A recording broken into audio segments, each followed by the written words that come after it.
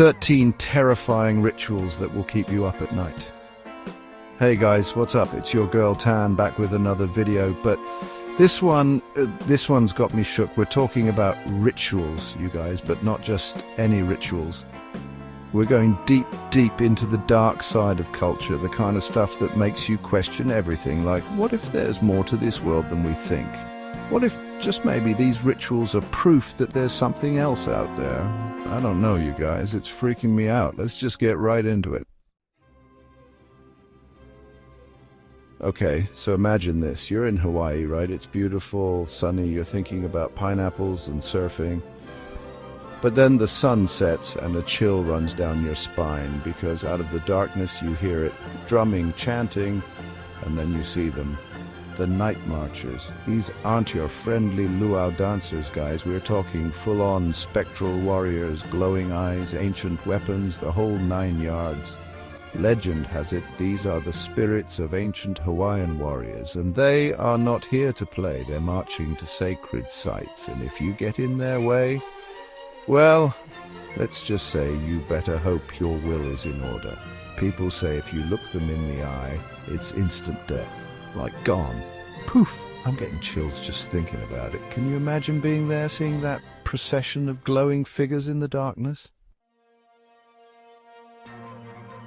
Next up, we're heading to Cornwall, England. Picture a quaint little town on the coast, all charming cottages and cups of tea.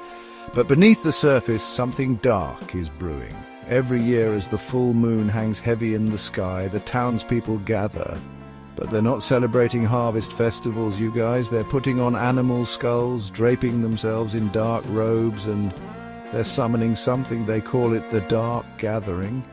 And it's all about calling upon ancient spirits, shadowy forces that supposedly protect the town. But like, why do they look so scary? And what kind of protection requires summoning something that looks like it crawled out of my nightmares? This is some next level creepy stuff. Imagine you're walking down the street late at night and you see this group of figures in skulls coming towards you. Like, what do you even do in that situation?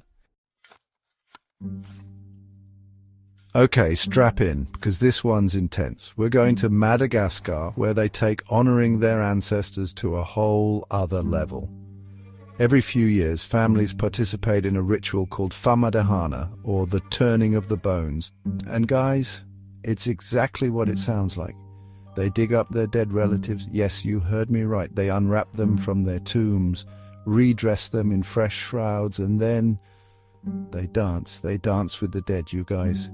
They parade them around the village like it's a party. They say it's a celebration of life and a way to connect with their ancestors, but I don't know. Something about digging up dead bodies and partying with them just screams nope to me. Could you imagine being face to face with your great-great-great-grandma like that? Chapter 4, Hanging Coffins, Suspended Between Heaven and Earth.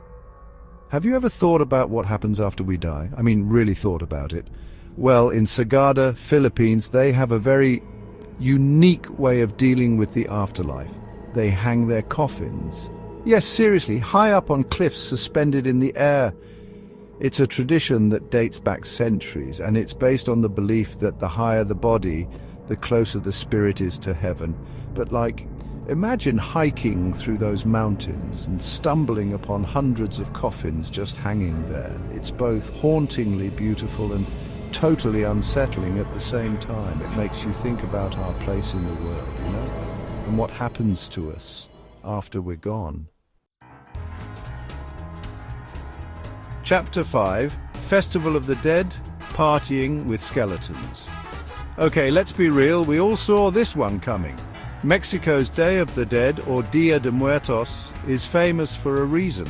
It's a celebration of life and death, where the veil between the worlds seems to thin and the spirits of loved ones are said to return home.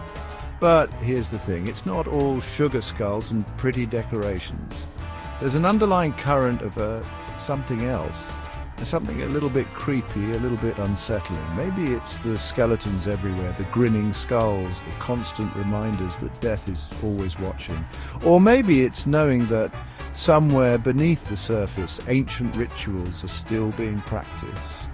Rituals designed to guide the dead back to the land of the living. It's a beautiful celebration, don't get me wrong, but there's a darkness there too, a darkness that's hard to ignore. Chapter 6. Dance with the Dead, when mummies walk the earth. We've talked about dancing with the dead before, but this is next level.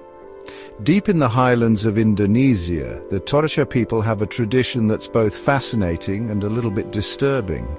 Every few years they exhume the bodies of their ancestors, but here's the twist. These aren't just skeletons, guys, these are mummies.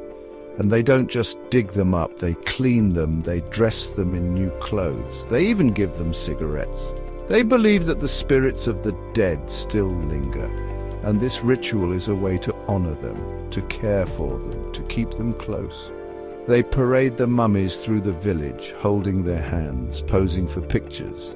It's like a family reunion, but with a whole lot more formaldehyde.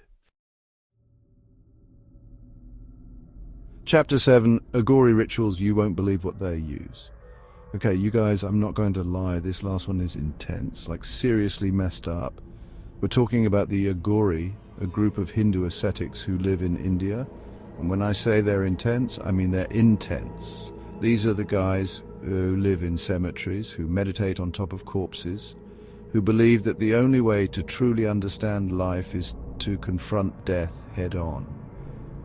And they don't shy away from anything. We're talking about rituals involving human skulls, cremation ashes, and other bodily fluids that I'm not even going to mention here.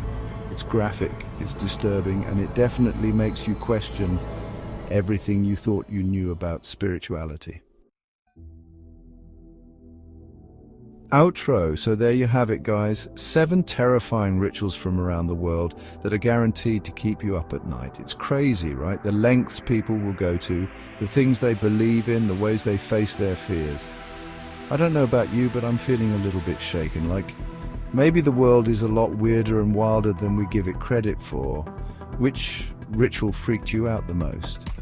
Let me know in the comments below, because I need to know I'm not alone in this. And while you're there, don't forget to hit that like button and subscribe for more creepy content.